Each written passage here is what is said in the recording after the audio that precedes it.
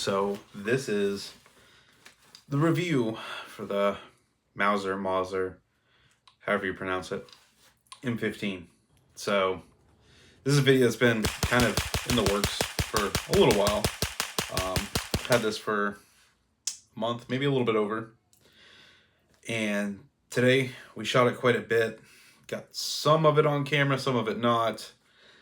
We're gonna kind of see how it did. So a little bit of insight. This is a 22 LR rifle. It's got a folding stock. It slides out for the shoulder as well as the cheek. And then it can collapse back. And it comes with flip up sights. So this is nothing to do with the red dot, the foregrip, or the flashlight. Only the rifle and the things it comes with. Now, it's got a charging handle that can be moved between the first, the second, and the third rung here, as well as flipped over to the other side. I found it easiest for it just to be over here so I could quickly manipulate it. Everything's ambidextrous on this. So the safe, the fire, back to safe is also over here, as well as the mag release. I'm assuming it can be flipped. I don't really care to flip it because it's in a good spot, but it can also be manipulated from over here without being flipped. I can just push it in and it drops the mag, but I can also kick it out. On this side, you can't see it manipulate, but it can also be kicked out right there. So top rail is aluminum, steel, something. So top rail is metal. The side and the bottom Picatinny are polymer, so they are not metal, but the top is metal. The body is polymer. The stock is polymer. The barrel is not a true barrel, so the barrel is inside of here. This unscrews, and this is not a threaded barrel. This screws in, the threads are on the brake itself that thread into this cover, this faux barrel here, and then the actual 22 LR barrel is inside. So that's kind of a quick little rundown. Not a suppressor ready. It is not actually threaded. The barrel itself can be threaded if you take the right person or you know how to do it properly. The barrel itself can be threaded. Yeah, so let's kind of just discuss it and let's go from there. Basically, I wrote down kind of a list of 5 things that are pros, 5 things that are cons about this. But altogether, ignore my ghetto thing here. I zip tied that because this wasn't fitting through. But it feels really good. It looks really good. And then we're going to discuss, I'm going to start rolling some of the range footage. I had a lot of failures till I figured out this thing is particular when it comes to ammunition. Some ammunition runs great. Some, it just does not run at all. Once I figured out what runs great, never had an issue. MagTech, which you'll see in this footage, once I get to a rolling MagTech ammunition, no issues. I did have a situation where I got some light primer strikes, but after those were situated, no problems at all. One light primer strike probably ran 200 to 300 rounds through it today. So not quite as much as I wanted to get. Apparently after 200 to 300, you start kind of breaking it and everything. I haven't cleaned it yet or anything. It just ran as it is. So unboxed it, threw some little fun little things on here, started running it. So we're like 200, 300 rounds just today, probably about 50 rounds before today. So still pretty new, got a lot more testing to do, but we did have some problems. And now that I figured out it's very ammo specific, seemed to fix it up. So one thing to note, it comes with one magazine. Now I did order a second magazine, so now two magazines. That is something that's going to fall in this pros or cons list, and I will discuss that in a minute. So yeah, let's get into the pros and cons. So let's get in the pros first. So affordability, I feel like it's fairly priced. You can get it, I want to say that I found it online for like $2.79. I did not pay for $2.79 for it. I wanted to get it kind of sooner, so I paid $3.29. But ultimately, 300 to 320 bucks ish, and you can get one of these. So fairly affordable in consideration compared to some of the other 22s I had. So for instance, the Vector 22 that I had, the semi-Jam-O-Matic Vector, I paid almost $800 for a 22, and that thing jammed non-stop. I haven't been able to test another one. I'm not going to buy another one. I don't want to pay, $700 or more for another 22 that potentially could have a ton of failures. I understand rimfire is not that dependable, but the issues I had weren't the rimfire, it was the rifle. And I mean, I ran all sorts of different ammunition through it. I probably put 1,500, 2,000 rounds through that Vector, and I could not find anything that ran consistent. Like, it was just failure after failure. It was failure to eject, failure to, or it was light primer strikes, failure to feed. It was just constantly one thing after the other. It just did not like any ammo, and it constantly failed. And I hated that because the Vector has always been like one of my favorite guns, favorite pistols, or the rifle form. Either, it doesn't matter. It was always one of my favorites, and the fact that it just constantly had failures, and I won't spend the money on it. If Chris would want to reach out and send me one to try that didn't fail, that'd be awesome. But I will never spend the money again on a 22 Vector, at least. I mean, I would get it in 9.45, whatever. But I'm not going to spend the money on it in 22 because of how much it failed. And so the affordability kind of lands in the lines of that. Now, I understand a lot of people are like, Ruger 1022, best 22 you can get, and it is cheaper. Cool. You probably are right. But I'm comparing this along the list. I mean, we've got the Mossberg 715T, similar price bracket. The Smith & Wesson m-15, similar price bracket. And I've shot all those. And it is affordable for a 22 LR rifle. Affordability, that's number one pro. And then readily available. So pretty much everywhere has these. Academy Sports, locally, Foothills Jewelry and Pawn, John's Militia Gear, all these places have them readily available. So you can obtain this pretty easily. That's about the only thing from this whole brand, or the Mauser M-15, you're going to obtain easily. We'll get into that in a moment. The next thing I had down was is accurate. So, fairly accurate. I shot it 30 yards or so and was able to intentionally hit the clips that I had holding the targets up to knock it down. We were in the woods, so it was my own stuff. If I damaged it, it's mine. Don't care. I was able to shoot it pretty accurately. I didn't try it much past like 30 yards, but it seemed like it was fairly accurate. I don't do a whole lot of long range shooting. Probably should. I need to practice more. But altogether, yeah, that's what we got. It's easier for novice shooters. This was going to inspire people that are new to shooting guns, new to rifles, get them more comfortable. I've shot all sorts of calibers. I've shot full auto, scars, things like that. For the novice shooter, though, that hasn't spent a lot of time, this is going to build confidence, going to get you kind of adjusted to all the different things. So that's a pro to it, too. I guess that's just a pro in general to 22, but I threw that into this list. And then we had,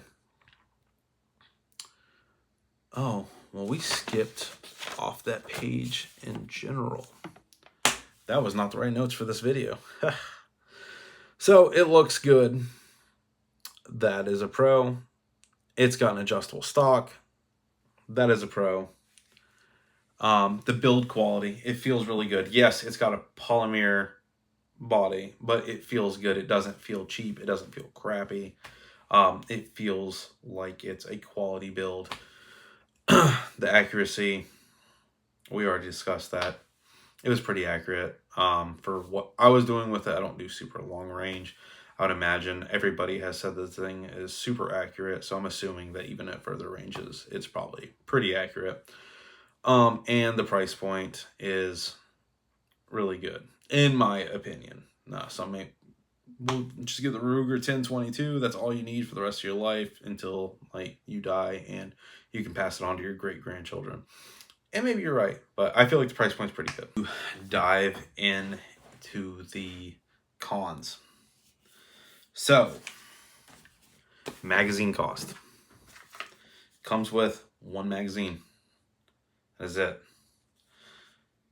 For a second magazine, I paid $52 after shipping. And that was the cheapest price I could find it for. Now, they say the ISSC MK22 is basically the same rifle. Now, this is made by GSG. So there's some mixed information. This is a GSG rifle, which is owned by Sig Sauer ultimately. But this is a GSG rifle. It says it on... Let's see on both sides. Fantastic. It says it right here. This is a GSG rifle. Blue Line Solutions is the importer. This is a GSG rifle. The ISSC MK22 was very available in the UK. The magazines from the ISSC MK22 are interchangeable with the magazines for this. So if you are over in the UK, you can pick up an ISSC magazine. I think it's for roughly 20 pounds, something like that.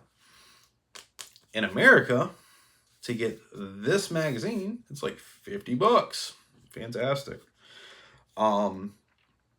These aren't super available. They're more available than they were a few years ago, but they are not super available. And that gets us into con number 2, magazine availability. Sorry. A lot of companies that sell these are sold out. I wanted to get a black one. I have a tan one, came with the gun. I wanted to get a black one. Sold out everywhere. Can't get one, period.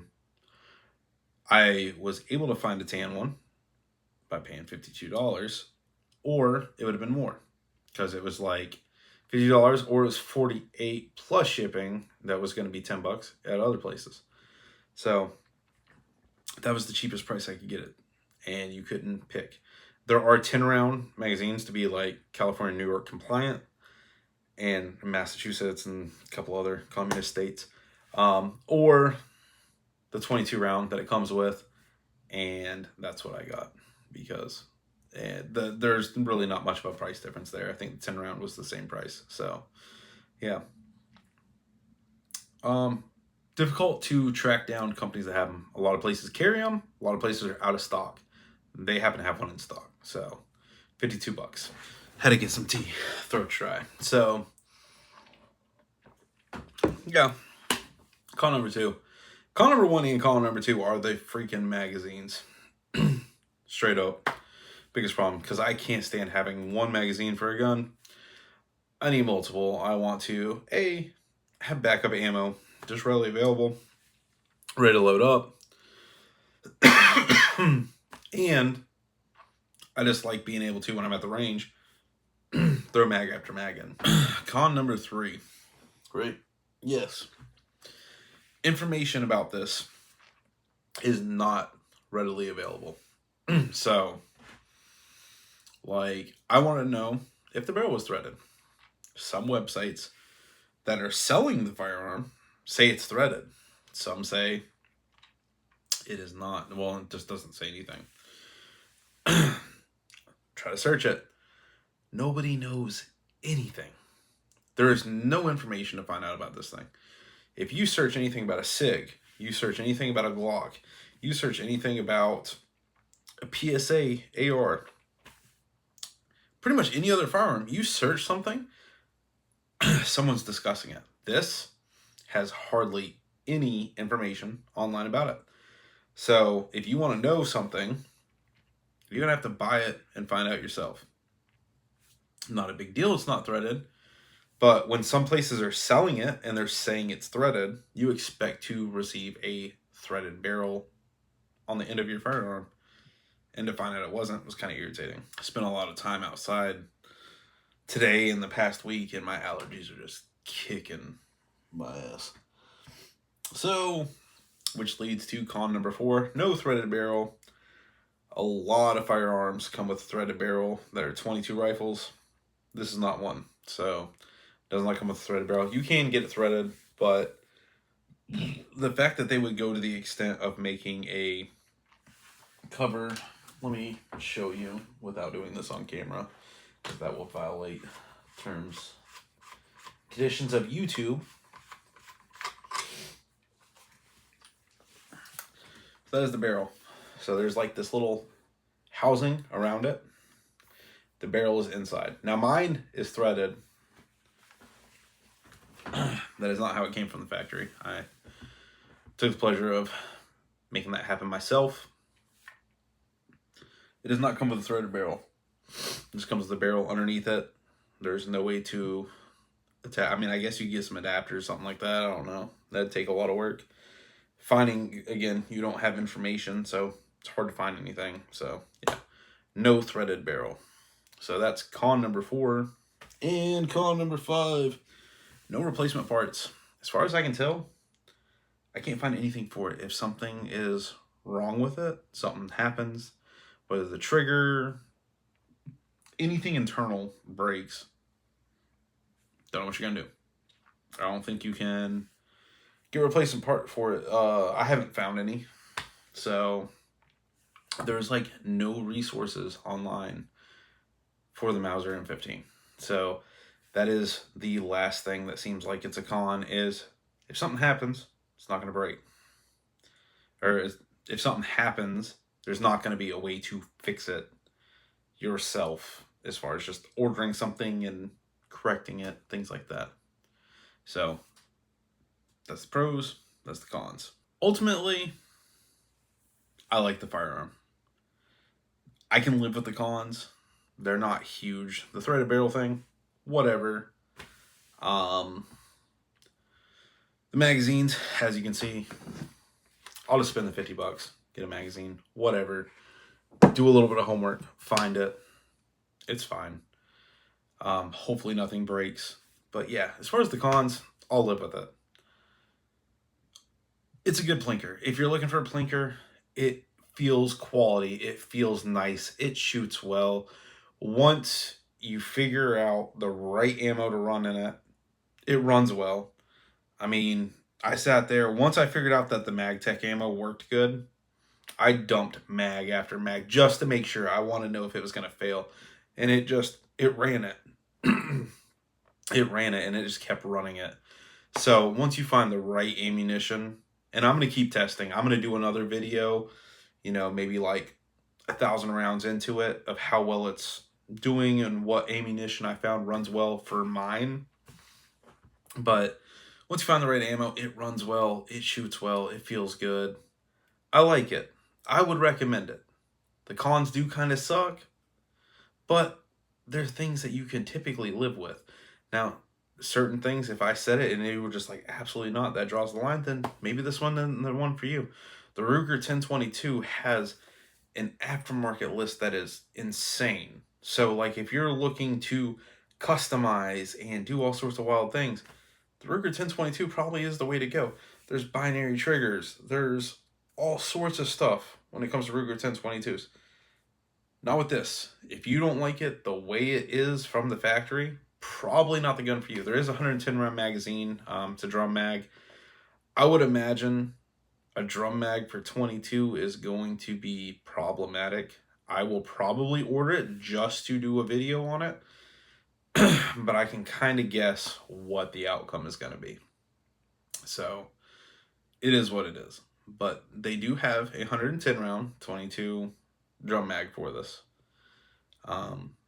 Yeah, so if you're looking for a 22 LR around 300 bucks ish, you want it to look tactical, you want the rails, you want to throw some crap on it, and that's it. Just throw like, a light, a laser, red dot. This is the guy for you. It'll work well. If you're trying to step into the upgrading triggers and barrels and all that other stuff, this is not the one for you. You're not going to find barrels. You're not going to find triggers, anything like that. So just keep that in mind. I hope you enjoyed the video. Hopefully it was insightful. You found some information you wanted to have. Do I like it? Yes. I love it. I'm going to keep it. I'm going to keep plinking with it. I'm going to keep testing it. Hopefully you found this information helpful. And if you did, please leave a comment below. Subscribe to the channel if you're not subscribed. Hit the like button. And I'll see y'all next time.